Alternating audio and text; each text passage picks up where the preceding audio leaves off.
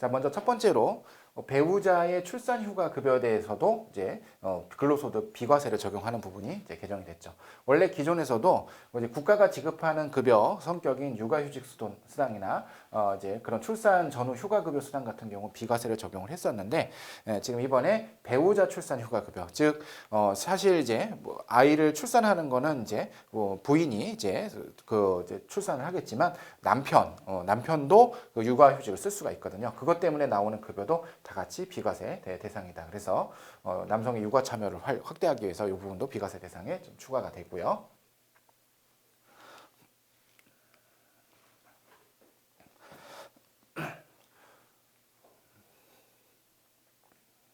자, 그다음 농가 부업소득에 대해서 기존에 비과세 규정이 있었습니다. 그래서 농가 부업소득 비과세가 3천만 원까지 비과세 되던 부분이 있었는데 그 중에 농가 부업소득이라고 부르는 거를 보면은 어로 이거는 직접 나가서 이제 물고기를 잡는 거고요. 양어는 이제 물고기를 그냥 양식을 하는 거죠. 그리고 축산, 민박 등등 이런 것들이 이제 농가 부업소득으로 비과세가 돼 있었는데 그 중에서 실제로 나가서 이제 그 어촌 농가에서 이제 바다에 나가서 이제 물고기를 잡는 어로 부분은 따로 빼갖고 이 부분에 대해서는 5천만 원까지 비과세를 해주는 것으로 올해 개정이 됩니다. 그래서 추가로 더 이제 그 비과세를 적용해 준다. 그래서 어민에 대한 그 이제 세금 지원 부분을 좀 설명을 하고 있고요.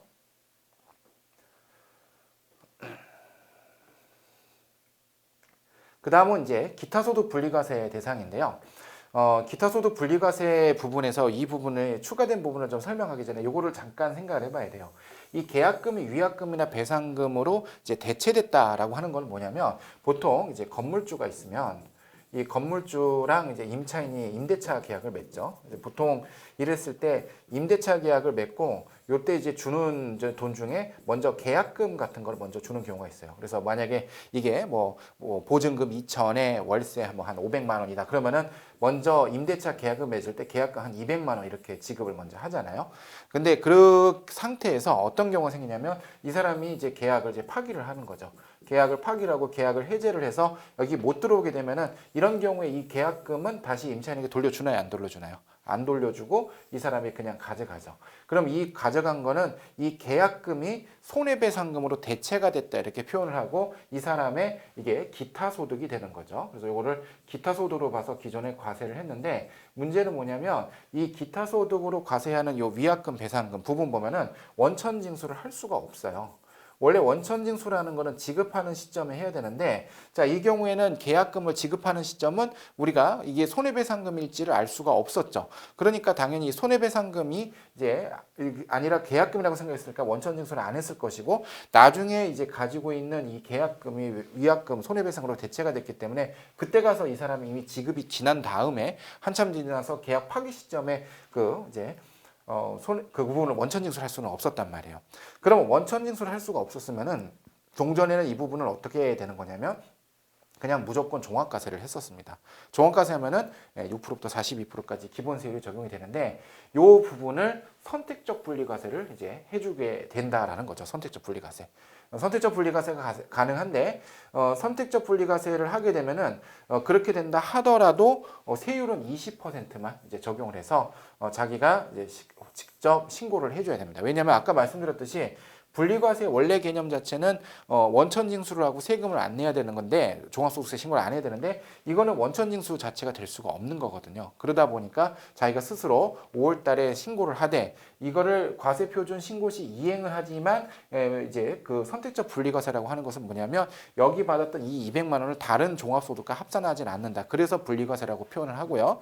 그래서 종합소득세 신고를 할 때 따로 이제 신고할 수 있는데 그때 적용되는 세율은 20%를 적용한다. 다른 기타 소득하고의 형평을 맞추기 위해서 요게 이제 계약금이 이제 위약금과 손해배상으로 대체된 경우에 기타 소득이 이와 같은 경우로 올해 개정이 되는 거고 여기에 좀 추가되는 게 지금 보면 종업원이나 대학 교직원이 받는 퇴직 후에 지급받는 직무발령보상금. 원래 직무발령보상금은 근무 중에 받게 되면 그 부분에 대해서는 이제 일정 금액까지 비과세가 되는 게 있는데 퇴직 후에 받으면 근로소득이 아니라 기타 소득이 되므로 그 부분에 대해서도 선택적 분리과세가 적용이 된다. 이 부분까지 저희가 함께 살펴봤습니다. 자, 그다음에 임원 퇴직금 한도가 이제 축소가 되는 부분이 있습니다. 임원 퇴직금 한도 축소가 되는 부분은 설명을 조금 길게 되는데 제가 여기다가 그냥 설명을 좀 드릴 테니까 한번 쭉 보세요. 원래 우리가 임원이 퇴직을 하면은 임원의 퇴직금을 과다하게 설정을 해서 이제 소득세 세부담을 이제 그 회피하는 것을 방지하기 위해서 세법에서 기존에 보면 우리가 한도가 있었죠. 그래서 2012년이라고 하는 시점에 세법을 한번 개정해서 2012년 이전까지는 퇴직할 때 받는 임원이 퇴직할 때 받는 소득 전부 퇴직소득을 받지만 2012년 이후부터는 3배수로 돼 있었습니다. 3배수까지만 한도를 잡아서 그거를 우리가 퇴직소득으로 보고 한도 초과되는 것은 근로소득으로 보도록 돼 있었는데 그게 이번에 2020년도에 세법이 개정되면서 2배수로 개정이 돼요. 자, 그러면 이때 이 2배수로 개정이 됐을 때 이 복잡한 계산식이 무엇을 의미하느냐 그걸 제가 한번 설명을 드려보겠습니다. 예시를 들어서 한번 좀 생각해 보면 만약에 어떤 임원이 여기 2000년도부터 회사에 근무를 했었고 그 다음에 이번에 퇴직을 하는 시점은 예를 들어서 2020년 이제 8월에 퇴직을 했다. 이런 개념을 한번 좀 생각해 볼게요. 자, 그러면 지금 이분의 퇴직소득을 이제 계산을 할 때 크게 3등분을 해줘야지 돼요. 뭐냐면 아까 우리 세법이 개정된 2012년이라고 하는 시점이 있어요. 2012년 시점이 있는데 2012년 1월 1일 이전까지는 이런 퇴직소득 한도를 두지 않았었거든요. 그러다 보니까 이때는 지급받은 전액을 전부 다 퇴직소득으로 보고서 원천징수를 하면 되는 거고요. 그럼 2012년 1월부터 이번에 개정된 2020년이죠. 1월 1일까지는 3배수까지만 퇴직소득으로 이제 봤어요. 그래서 3배수 한도를 따져서 이 3배수 한도 내에서는 우리가 퇴직소득으로 보지만 이것을 초과한 그 초과분에 대해서는 근로소득으로 합산을 해서 근로소득으로 원천징수를 해줘야 됩니다. 자, 근데 이번에 2020년도에 다시 또 개정이 됐죠. 그때는 여기 어디까지? 이 2020년 1월 1일 이후 받는 부분은 2배수까지만 퇴직소득으로 봐야 되고요. 그걸 넘어가는 부분에서는 다시 동일하게 초과분은 근로소득으로 이제 보게 되는데, 자, 그러면 지금 우리가 이제 실무를 한 2020년 이후부터는 이 개정 규정을 적용할 때 어떻게 해야 되느냐? 임원이 퇴직을 했다. 그러면 그 사람의 퇴직소득을 일단 3등분을 해줘야 됩니다. 2012년 1월 1일 이전분과 그다음 2012년 1월 1일 이후분, 그다음에 2012년 1월 1일 이후분은 다시 2020년 1월 1일 기준으로 그 이전분과 이후분을 나눠서 이 부분은 3배수 한도 계산식을 적용하고 여기는 2배수 한도 계산식을 적용해서 이걸 모아가지고 여기부터 여기까지는 퇴직소득으로 원천징수, 여기부터 여기까지는 그해 근로소득으로 원천징수를 해야 되는 부분이 되는 거죠. 그거를 이제 표에서 이제 표시를 한 게 이제 이런 부분인데 조금 좀 복잡하죠. 그래서 12년부터 19년까지는 3배 적용하고 그다음 19년 지나서 2020년부터는 2배수를 적용한다라고 되어 있는 부분까지 좀 살펴보시면 좋겠습니다. 그래서 이 부분을 보실 때는 지금 이 그림을 좀 한 번 더 보시면서 참고해 주시면 좋겠습니다.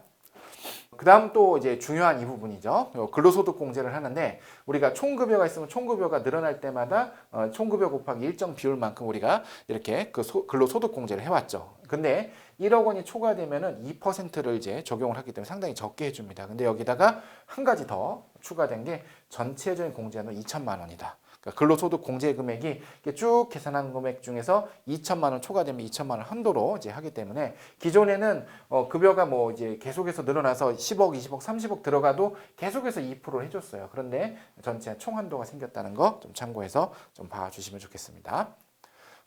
그 다음으로는 자녀세액공제인데요. 자녀세액공제가 종전에 이제 7세 미만 이상의 자녀에 대해서 자녀세액공제를 이제 해줬죠. 자녀세액공제 같은 경우는 한 명당 이제 15만 원, 만약에 셋째부터는 이제 뭐 30만 원씩 해주는 이 자녀세액공제인데 그 종전 규정에 보면 7세 미만의 취약아동을 포함한다라고 돼 있었는데 지금 이 부분이 이제 삭제가 돼서 없어지는 거다. 그래서 취약아동 상관없이 무조건 7세 이상의 자녀만 이제 자녀세액공제를 하는데 요거는 아동복지법하고 조금 관련이 좀 있어요. 현행 아동복지법에 보면은 7세 이상, 7세 이하 미만이죠. 6세까지는 매월 10만 원씩 아동수당이 나오거든요.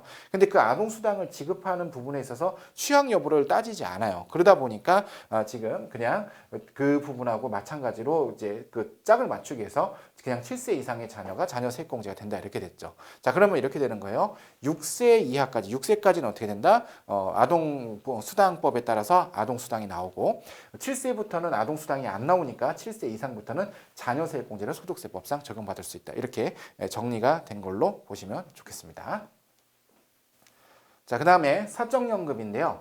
우리가 원래 연금 계좌가 있다라고 하면은 연금 계좌, 저축 계좌에 대한 세액공제 한도는 400만 원입니다. 일반적인 경우 400만 원이고 이제 300만 원을 적용받는 경우는 이제 종합소득 금액 1억 원이 이제 넘어가거나 총급여가 1억 원, 이제 1억 2천이 넘어가는 근로소득 기준으로는 그 사람들이 300이고 보통 이제 400만 원, 퇴직연금 합쳐서 이제 700이 적용되는데 자, 이때 여기서 한도가 추가되는 부분이 우리가 개정이 된 거죠. 이 추가되는 부분은 뭐냐면 우리가 ISA라고 해서 개인 종합자산관리 계좌가 있는데 이게 만기가 되었다라고 하면은 그 만기가 된 돈은 그냥 탈 수도 있지만 요 만기된 돈을 전부 다 이 만기 계좌를 연금저축에다 다 집어넣겠다라고 하면은 원래 그때 일시적으로 연금저축 납입이 많아지겠죠. 그래서 추가 한도를 더 주는 거다 이렇게 보시면 좋겠는데 이때 이 만기가 돼서 이걸 연금 계좌에다가 집어넣은 금액을 우리 법조문에서 전환금액이라고 불러요. 전환금액.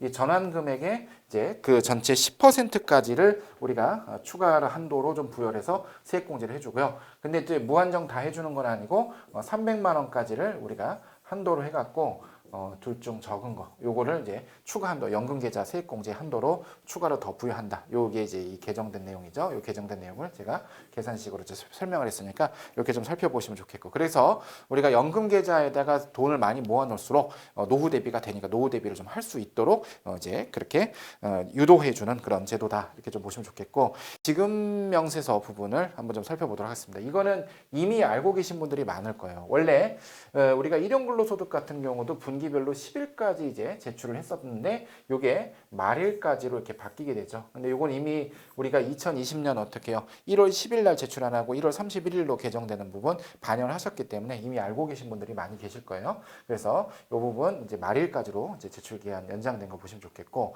그다음에 간이지급 명세서도 10일에서 어떻게 해요? 우리가 말일까지로 바뀌었죠. 그래서 이번에 우리가 1월 10일 날 제출 안 하고 1월 말일까지 제출한 거 이미 기억하실 겁니다. 그래서 이 부분은 달에 한번 적용을 하셔서 좀 기억을 하시고 계신 분들이 많을 거고요. 그래서 일용지급명세서랑 간이지급명세서 제출 기한이 연장된 부분 한번 살펴보시면 좋겠고요.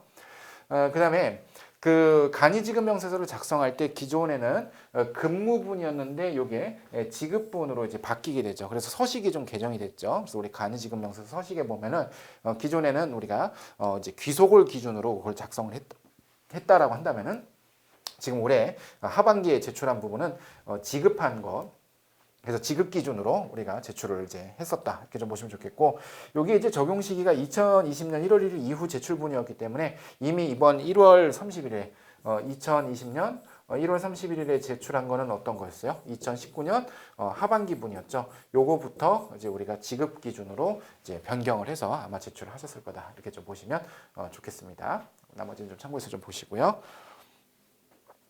자, 그 다음에 휴업 또는 폐업, 해산일이 속하는 분기의 마지막 달의 말일로 이제 바뀌었죠. 원래는 폐업을 하게 되면은 폐업일이 속하는 달에 다음 달 10일까지였는데 폐업을 하면은 이제 정신도 없는데 바로 다음 달 10일까지 요거를 제출하기가 좀 쉽지 않았는데 요거를 이제 휴업이나 폐업일에 속하는 그 분기죠. 분기의 마지막 달이 10일이니까 똑같이 다른 사람들 제출할 때 일반적으로 똑같이 좀 제출을 하면 되겠고 그 다음에 상용근로소득 간이지급명세도 역시 폐업일이 속하는 달의 반기의 마지막 달의 말일까지 제출을 하도록 되어 있습니다.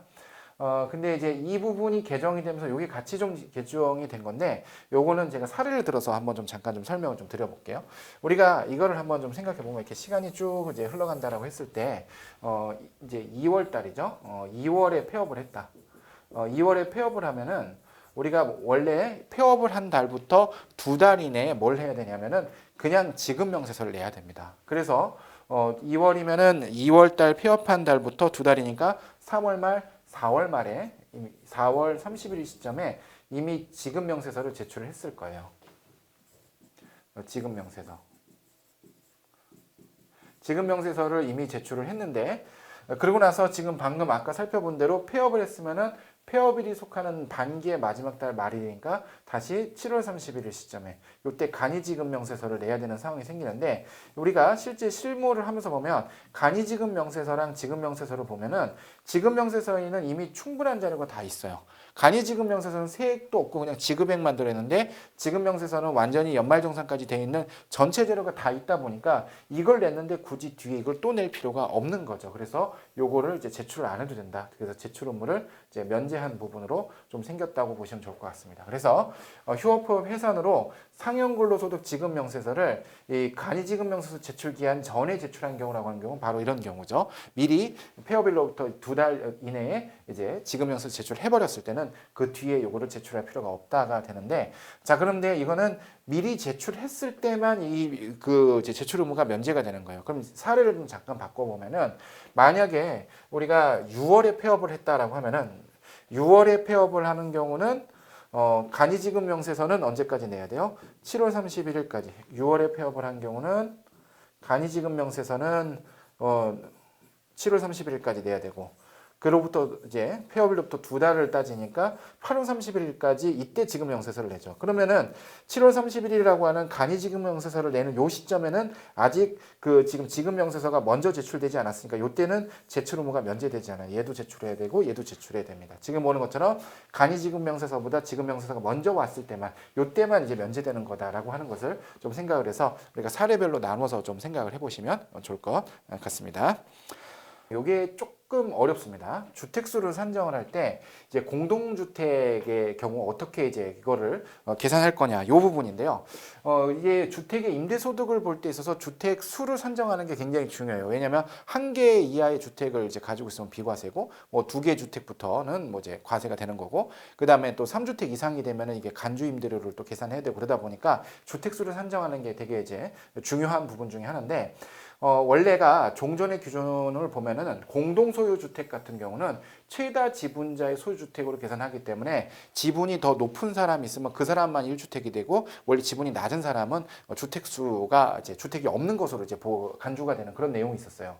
그러다 보니까 어떻게 되냐면은 임대주택을 여러 사람 명의로 이제 나눠서 주택을 한 사람만 이제 주택수에 산입되니까 나머지는 이제 세금 이제 조세 쪽에서 이제 회피가 되는 그런 문제가 있어서 이때는 그 최대 지분자가 아닌 소수 지분자도 주택수에 가산을 하도록 되어 있는 규정이 두 가지가 생겼습니다. 먼저 동그라미 1번부터 좀 살펴보면은 자 예를 들어서 이런 주택이 있었는데 이 주택 하나에 지분자가 A, B 두 명이 있었다 이렇게 좀 생각해 볼게요. 근데 A가 지금 갖고 있는 지분은 60%고 이제 B가 가지고 있는 지분은 40%다 이렇게 생각을 해보면 종전 규정에 따르면은 종전 규정은 A만 1주택이에요. A만 1주택 이렇게 종전 규정인데 이제 개정된 규정에서는 어떻게 되냐면 예를 들어서 여기서 나온 임대료가 총 3천만 원이다라고 좀 생각을 해보면 이때 A가 가져가는 것은 이 1,800만 원, 60%를 곱해서 지분 비율이 B가 40%니까 B가 가져가는 거는 이 중에서 1,200만 원이 됩니다. 그럼 연간 1,200만 원이면 어느 정도의 임대소득이 있는 거다 보니까 이런 경우에는 지금 개정 규정에는 A도 1주택 가져가고 B도 1주택이 되도록 이렇게 이제 개정이 된 거라고 좀 보시면 좋겠습니다. 종전 규정에는 지금 보는 것처럼 최다 지분자 A만 1주택을 가지는 건데 자 한번 읽어보시면 해당 주택에서 발생하는 임대소득 수익금액 그것이 연간 600만 원 이상이 되는 경우라고 돼 있어요. 그래서 그 임대수익금액이 이렇게 해서 600만 원 이상이 되었다라면은 이 사람도 주택수에 가산을 하는 거죠. 그래서 B도 한 주택을 가지고 있는 거가 되고요. 그다음에 또 하나 이게 이제 동그라미 1번을 설명한 거고 동그라미 2번 같은 경우 이 두 번째는요. 만약에 이게 기준 시가가 9억을 초과하는데 거기 30% 이상 지분을 가지고 있다라고 하면은 그 사람도 한 주택을 가지고 있는 거. 고가 주택에 대한 규제 목적이다. 이렇게 좀 보시면 좋겠습니다. 근데 이게 이렇게 변경이 되다 보니까 어떤 문제가 좀 생길 수 있냐면 A, B가 이제 그 전혀 타인이면 상관이 없는데 만약에 A, B가 부부잖아요. 부부면은 부부는 주택수를 합산하게 돼 있어요. 그러다 보니까 만약에 동일 주택이 부부 각각의 주택에 가산이 되면 어떻게 되냐면 부부는 원래 남편과 배우자가 갖고 있는 주택수를 합산해서 이제 1주택인지 2주택인지 각종 소득세법상 적용을 하게 되는데 방금의 공동주택 경우를 여기 개정 규정 여기다가 가져가면 어떤 문제가 생기냐면 공동주택 하나를 부부가 각각 이제 그 지분율로 나눠 가지고 있는데 남편도 하나 배우자도 하나 A도 1주택 B도 1주택 하면은 나중에 합산을 했을 때 2주택자가 되는 문제가 생겨요. 실제로 주택은 하나인데 그러다 보니까 그때는 이때는 다시 예비를 둬갖고 지분이 큰 자 그 사람만 한 사람만 가지고 있는 걸로 다시 바꿔주는 규정이 있어야 되죠. 안 그러면은 이게 종전에 부부는 주택수를 각자가 가진 주택수를 합산해서 판단하는 이 규정이 있었기 때문에 이 규정을 예외 규정을 두지 않으면은 공동소유 주택 하나인데 부부가 각각을 소유한 것으로 봐서 2주택자로 갑자기 바뀌게 되는 굉장히 좀 불합리한 또 상황이 생길 수 있어서 이제 그런 내용으로 이제 2번까지 연달아서 같이 봐주시면 좋겠습니다. 주택임대소득 주택수 계산 방법 한번 설명드렸고요. 자, 그다음에 야간 근로수당 비과세. 우리가 생산직 근로자만 야간 근로수당 비과세하죠. 근데 이게 직전 과세 기간에 총급여 2,500만 원 이하였는데 저희가 이게 계속 최저임금이 올라가다 보니까 요 규정을 충족을 하면은 너무 대상자가 너무 적어지게 되는 거죠. 그래서 이걸 올해 개정을 해서 3천만 원 이하로 변경되었다. 이렇게 좀 살펴보시면 좋겠고요. 그다음에 이제 처분이익인데요. 우리가 그 사업용 유형자산을 이제 처분을 하면은 그 처분이익을 그 이제 소득세 과세 소득에다가 합산을 하도록 되어 있습니다. 그런데 이제 건설기계는 2018년 1월 1일 이후 취득하여 양도한 경우만 한정한다고 좀 이제 그 개정을 했죠. 왜냐하면 이게 개정된 해가 2018년이고, 그다음에 이제 건설기계 같은 경우 이제 포크레인이나 덤프트럭 막 이런 것들인데 이게 매각을 하면은 금액이 너무 커요. 그러면 그것에 대한 처분이익까지 전부 다 유형자산에 이제 그 처분이익을 이제 사업소득 금액에 집어넣으면은 좀 많이 힘들 수 있기 때문에 2018년 1월 1일 법이 개정된 이후에 취득한 거에 대해서만 적용한다는 것으로 좀 이제 제도를 합리화했다 이렇게 좀 보시면 좋겠습니다. 자, 이번에 살펴보는 내용 굉장히 중요한 내용 중에 하나인데요. 원래 회사에서 개인이든 법인이든 회사에서 직원의 주택 구입 임차를 위해서 절이나 무상으로 이거를 이제 대금을 빌려주면은 그때 나오는 이익을 근로소득에다 포함을 시켰습니다. 그럼 이때 보는 절이냐 무상이냐를 따지는 기준이 4.6% 당좌대출이자율 또는 이제 가중평균 차입자율인데 실무상 이제 당좌대출이자를 많이 쓰기 때문에 4.6%보다 만약에 더 싼 이자, 만약에 예를 들어서 회사가 2%로 우리가 돈을 이제 빌려주고 있으면은 이 차익 2.6%만큼은 근로소득으로 봐서 그거를 이제 과세를 했었습니다. 그걸 이제 인정상여로 보고서 이제 연말정산에 반영을 했었어야 되는데 요게 지금 개정이 돼서 중소기업의 종업원이다라고 하면은 이걸 근로소득에서 제외를 시키도록 돼 있습니다. 그러니까 중소기업에서 직원의 이제 주택 구입 또는 임차를 위해서 돈을 이제 빌려줬다. 이때는 이거를 근로소득을 안 보게 되고요. 그럼 여기서 우리가 한 가지 생각해 봐야 되는 게 뭐냐면 이거를 그 법인 입장에서 이제 중소기업인 법인이 종업원에게 돈을 빌려줬으면 이건 또 원래 뭐가 돼야 돼요? 가지급금이 되잖아요. 가지급금이 되면 인정이자 계산이 되게 되고 저리로 받으면 어차피 상여처분이 되다 보니까 그렇게 됐을 때 이게 근로소득에서 제외를 시키려면은 동일하게 움직여져야 되는 부분이 뭐겠어요? 봤죠? 근데 가지급금으로도 보지 않습니다. 그래서 근로소득에서 제외하면서 요 부분에 들어가는 요 임차자금을 대여한 요 대여금 있죠? 요 대여금은 법인세법에서 우리가 가지급금의 범위에서도 제외시킨다. 가지급금 제외. 근데 또 이거 세법 개정됐다고 해서 대표이사 집 전세금 때문에 대표이사한테 돈을 이제 빌려준다. 그리고 가지급금 아니다. 그건 안 돼요. 왜냐면 여기 지금 종업원이죠. 종업원 때 임원은 이제 해당이 안 될 걸로 생각이 됩니다. 자, 여기까지 해서 중요하게 바뀐 것 중에 하나 좀 더 살펴봤고요. 지금부터 나오는 내용은 굉장히 또 중요한 내용 중에 하나입니다. 소득세법하고 법인세법에 동시에 적용되는 부분이기도 한데요.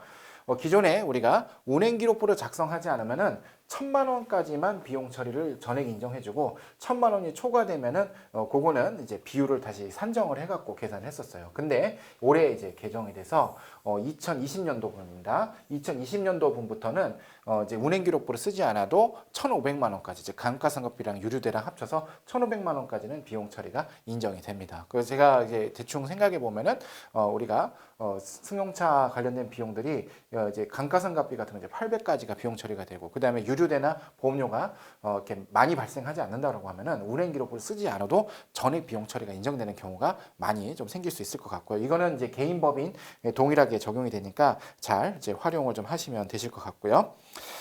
그 다음에 나오는 요 부분도 굉장히 중요하게 바뀐 것 중에 하나예요. 근데 지금 이 중요하게 바뀌는 게 이게 뭐냐면 우리가 법인은 그 업무 전용 자동차 보험이라는 걸 꼭 들어야지 돼요. 안 그러면 전액 송금불상이 되죠. 그런데 개인은 사실 그 규정이 없었거든요. 근데 개인 사업자에게도 업무 전용 자동차 보험 요건이 이제 생깁니다. 근데 이거는 올해부터 바로 시작되는 건 아니고 좀 이따 다시 설명하겠지만 2021년부터 적용을 하니까 올해부터 저희가 이거를 준비를 좀 해야 되겠죠. 안내를 좀 하고.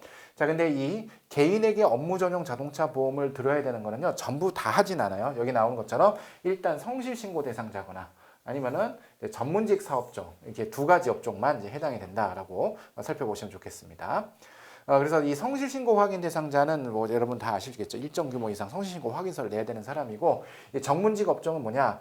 부가치세 관이가세 이제 배제 업종인데, 예를 들면 회계사, 세무사, 변호사, 그다음에 의사 이런 업종들은 이제 업무 전용 자동차 보험을 들어야 되는데 중요한 게 있어요. 한 대를 제외한 나머지 차량이에요. 그러니까 한 대까지는 업무 전용 자동차 보험을 안 들어도 상관이 없습니다. 왜냐하면 사업주 본인이 이제 혼자 타고 다니는 거, 그 한 대까지는 그냥 이제 그 누구나 보험을 들어도 되는데, 만약에 차량을 두 대를 운영을 한다라고 하면은 그건 사업주 외에 나머지 가족이 타면 안 되는 거기 때문에 그 두 대째부터는 그거는 이제 직원이 운전하는 경우만 보상하는 요 자동차 운전 그 이제 임직원 전용 보험을 꼭 들어야 한다라고 하는 것으로 이제 변경이 되는 거 좀 살펴보시면 좋겠습니다. 잠깐만요. 예, 또 안 나오. 됐다 이제. 계속 할게요.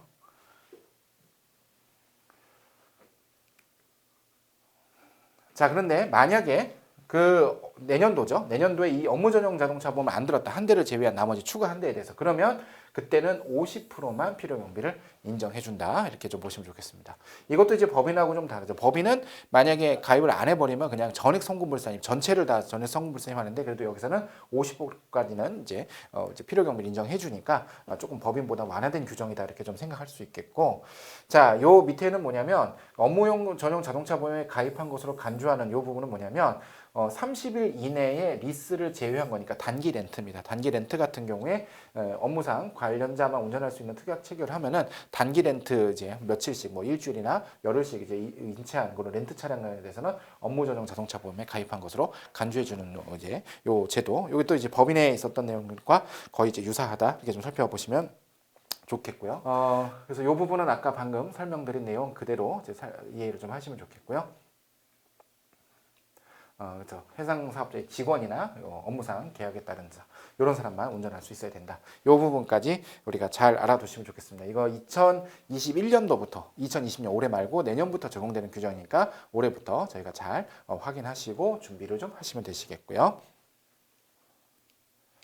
자, 그 다음 이제 나오는 요 기부금 부분, 요 부분은 굉장히 또 중요하죠. 왜 중요하냐면 이거는 2020년도부터 적용하는 게 아니라 2020년 이후 신고하는 부분부터니까 19년도 귀속 종합소득세를 신고할 때 이번에도 이번 이제 그 소득세 신고 결산에도 이제 적용이 되는 겁니다. 이미 알고 계신 분들도 많을 텐데, 원래는 우리가 기부금 이제 필요경비를 산입을 할 때 당해과세기간 올해 19년도 기부금을 먼저 집어넣고 전년도에서 넘어온 2월 기부금을 한도가 남으면 이제 그 필요경비로 산입하는 건데, 요게 순서가 바뀌죠. 그래서 2월 기부금을 먼저 우리가 필요경비에 산입하고 당해과세 기간의 기부금은 다음 연도로 이제 2월이 되는 그런 형태로 바뀝니다.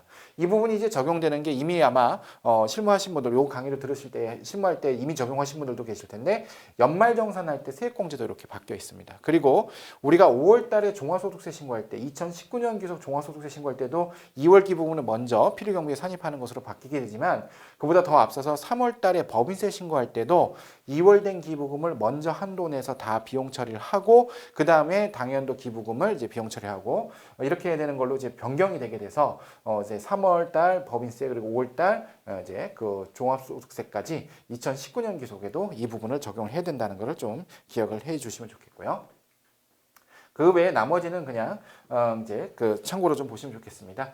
이제 법정 기부는 원래 시가랑 장부가액 둘 중 큰 거가 아니라 장부가액으로 하게 돼 있었는데, 시가랑 장부가액 둘 중 큰 걸로 하게 돼서 지정 기부금하고 이제 동일하게 맞췄다. 종전 규정은 지정 기부는 이렇게 돼 있었지만 범정 기부금은 그냥 장부가액 돼 있어서 이게 좀 규정이 상이했는데, 여기 이제 같이 맞춰졌다라고 보시면 좋겠고, 이것도 이제 이후 신고하는 부분부터 적용하니까 참고해서 좀 보시면 좋겠습니다. 자, 그 다음에 부양가족의 범위인데요. 우리가 배우자, 직계비속, 형제자매 직계존속 부모님 전부 다 이제 부양 가족이죠. 근데 직계존속이 만약에 재혼했다 그러면은 재혼한 경우 그 배우자 새 아버지나 새 어머니가 되겠죠. 근데 이제 본인을 기준으로 했을 때 아버지가 계신데 아버지가 이제 그 어머니가 이제 돌아가셔서 재혼을 하셨다. 그러면은 재혼을 하셨으면 이걸 계모라고 저희 부르죠. 이렇게 됐을 때 아버지도 부양가족 공제를 우리가 받을 수 있고 계모도 새 어머니도 부양가족 공제를 받을 수가 있는데 문제는 기존에 이 아버지가 먼저 사망을 하시면은 이분은 우리의 부양가족으로 공제를 할 수가 없는 그런 경우가 또 생기는 경우가 생겼어요. 그래서 만약에 재혼한 배우자를 직계존속의 사후에도 계속해서 부양하는 경우 이때 이분이 먼저 이제 사망을 하셔도 사망 그 후에도 이 새어머니는 계속해서 공제가 된다. 이렇게 이제 명확하게 좀 표시를 했다라고 좀 보시면 좋겠고요. 그다음 위탁아동은 뭐 참고로만 좀 보시면 좋겠습니다. 위탁아동이 지금 보호기간이 연장됐을 때는 20세 이하인 경우에 계속해서 공제 대상이 된다라고 하는데 원래 이제 이 아동보호법에 따른 위탁아동은 18세까지만 이제 그 기본 공제를 저희가 이제 부양을 하더라도 받을 수 있는데 연장된 경우 20세까지도 받을 수 있는 부분 개정된 부분 참고하시면 좋겠습니다. 그 다음에 이 부분도 굉장히 올해 중요하게 좀 보셔야 될 것 같습니다. 이 부분은 뭐냐면 우리가 성실신고 확인 대상자다. 또 외부 세무조정을 이제 하는 외부 세무조정 대상자 그리고 복식부기무자냐 간편장부 대상자 이거를 따질 때 전부 다 매출액 즉 총수익금액 기준으로 따지게 돼 있어요. 근데 이 총수익금액 기준은 일반적으로 우리가 매출액인데 이때 기존의 종전 규정이 어떻게 돼 있으냐면은 이 그 총수익금액을 따질 때 뭐 15억, 뭐 7억 5천 5억, 그 다음에 여기서는 6억, 3억 5천, 1억 5천 이런 걸 따질 때 뭘 갖고 따졌냐면은 기존에는 사업용 유형자산 처분이익 있죠. 이게 그 포함되는 어떤 그런 규정으로 해갖고 이거를 계산을 좀 했었어요. 근데 이게 제외가 된다고 명확하게 좀 표시를 해줬고요. 여기도 외부 세무조정할 때도 사업용 유형자산 처분이익은 이제 제외가 되는 거죠. 근데 이게 사실 이제 뭐 당연한 건데 우리가 회계 기준적으로 생각을 해보면 매출액은 어떻게 돼요? 지금 이렇게 유형자산 처분한 거는 매출액으로 보지 않잖아요. 근데 기존에 요게 좀 이제 혼동이 좀 돼 있었어 갖고 요 유형자산 처분익은 요 부분을 판단할 때는 수익금액에서 제외하고 판단하니까 순수한 매출액 즉 유형자산 처분익이 아니라 순수한 매출액만 갖고서 이 기준금액을 따져서 성실신고 대상자냐를 판단하고 외부 세무조정 대상자냐를 판단하고 또 복식부기무자인지 여부를 판단하겠다. 이제 이렇게 이제 개정이 되는데 자, 이 부분은 이번 개정 부분은 어디를 좀 잘 보셔야 되냐면은 이게 각각 언제 몇 년도부터 적용되는지인데요. 보시면은 성실신고 확인 부분하고 외부 세무조정 있죠. 요거는 이번 2019년도 귀속 소득세를 신고하는 2020년 5월과 6월부터 바로 적용이 되는 규정이고요. 복식부기무 의무자 판정할 때는 요거는 2020년도 소득부터니까 내년도 소득세 때 반영이 됩니다. 그래서 우리가 사업용 그 유형자산 처분이익을 수익금액에서 제외시키고서 이제 판단하는 기준이 자, 요 적용 시기를 잘 보셔야 되겠는데 성실신고 확인 같은 경우는 2월 11일 이후 확인하는 부분부터 되어 있고요. 외부 세무조정은 2011년 이후 세무조정하는 부분부터. 자, 이 두 개는 그러니까 어떤 거요? 2019년 귀속부터. 그래서 지금 이번에 종합소득세 신고할 때부터 바로 반영이 되는 그런 부분이다. 이렇게 좀 생각을 좀 하시면 좋겠고요. 복식부기무자는 그렇지 않아요. 올해 이제 이 시행령을 개정한 2020년이 속하는 과세기간의 소득분에 대하여 비치 기록하는 분부터라고 되어 있기 때문에 이거는 2020년 적용이다. 이렇게 살펴보시면 좋겠죠. 여기까지 해서 이제 우리가 기자 의무 또는 성실신고 의무 판단하는 기준에 대해서 변경된 부분 좀 살펴봤고요. 자, 그다음에 우리가 개인의 성실신고 확인 제도 같은 경우는 우리가 어느 세무사나 회계사한테 성실신고 확인을 받겠다라고 하는 거를 4월 말까지 먼저 선임신고서를 내고 그다음에 선임신고서를 낸 다음에 종합소득세 신고를 이제 5월 말고 6월까지 했었죠. 근데 이 선임신고서 제출하는 거 규정 자체를 아예 폐지를 했습니다. 그리고 이게 2011년 2월 11일 이후 성실신고하는 분부터니까 이것도 올해부터 바로 안 해도 되죠. 그래서 지금 원래 우리가 법인세 신고 끝나고 나면은 많은 세무회계사무소에서 4월 달에 선임신고서 막 내고 또 이제 했는데 사실 이게 기존의 규정에서도 안 냈다 하더라도 뭐 가태료나 이제 가산세 페널티 규정이 없어서 좀 늦게 내는 경우도 있고 막 그랬었는데 지금 이번에 아예 요거를 제출을 안 해도 되는 걸로 그냥 누구한테 먼저 받겠다는 것을 선임신고서 안 하고 그냥 나중에 성실신고 확인만 하셔도 되시겠습니다. 다음으로 보는 부분인데요. 단순경비율 소규모 사업자들 같은 경우는 우리가 이제 소득 금액 계산할 때 수익 금액에서 단순 경비를 뺀 것만큼 이제 그 곱해서 소득 금액을 구하죠. 그러니까 단순하게 그냥 비율만 곱하면 되는데 이제 여기서 이제 또 논란이 되는 게 이 수익 금액 과연 매출액이 뭐냐라고 돼 있는데 보통 우리가 부가세 신고했으면 그 부가세 신고한 그 금액이 수익 금액이 될 텐데 저희가 이제 소규모 사업자들은 주로 이제 일자리 안정자금을 이제 지원을 받아요. 근데 그 수익 금액에서 일자리 안정자금 지원된 금액은 빼고서 이제 계산을 하도록 이제 보도록 돼 있어서 이거를 제외시킨다 이렇게 좀 보시면 좋겠고 요게 2020년 이것도 적용 시기를 잘 봐야 되는데 이후 결정 경정하는 분부터 적용하는 거니까 2020년 이후 추계 결정 경정이니까 올해부터 이제 19년도 기속 이제 소득세부터 반영이 되는 그런 상황이다 이렇게 좀 살펴보시면 좋겠고요. 자, 그다음에 이 부분은 연말정산 특히 하시는 분들도 많이 좀 생각하셔야 되는데 기존에 기부금 영수증을 받아서 연말정산을 하거나 아니면 또 이제 사업소득도 이제 기부금 영수증을 낼 때 이 기부금 금액 자체가 100만 원 이상이면은 그 중에서 그 전체 인원 중 0.5%를 표본 조사를 했었어요. 2년 이내에. 근데 요거를 0.5%를 1%로 좀 늘렸다. 그래서 세무조사 적발 위험이 조금 더 높아진 부분까지 살펴보시면 좋겠습니다.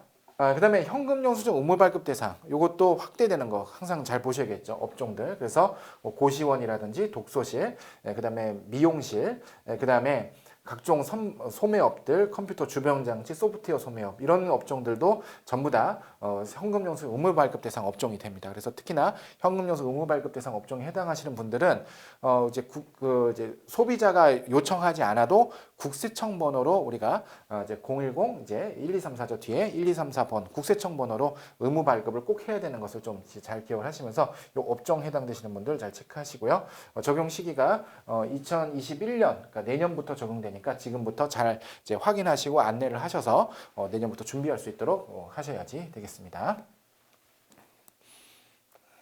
그다음에 우리가 기준 경비로 적용한다라고 하면은 기준 경비는 굉장히 낮죠. 뭐 10% 20%밖에 안 되고 단순 경비율 같은 건 60% 70% 굉장히 높다 보니까 기준 경비율을 적용해서 계산한 소득 금액과 단순 경비율을 계산해서 소득한 금액을 갖고서 비교를 해야 하는데 이때 배수가 2.6배, 3.2배였는데 이게 다시 2.8배, 3.4배. 그러니까 우리가 장부 기장을 하지 않고 기준 경비율로 이제 신고를 하게 되면은 이제 한도가 상한이 좀 올라가기 때문에 세부담이 더 늘어나는 경우가 생길 수 있겠죠. 자, 요거는 이제 시행일이 속하는 과세기간부터니까 이제 내년도에 적용되는 거고 올해 종합소득세 신고할 땐 그대로 이제 2019년도 분을 2020년도에 신고할 때는 2.6과 3.2를 적용한다고 참고를 해서 알아두시면 되겠습니다.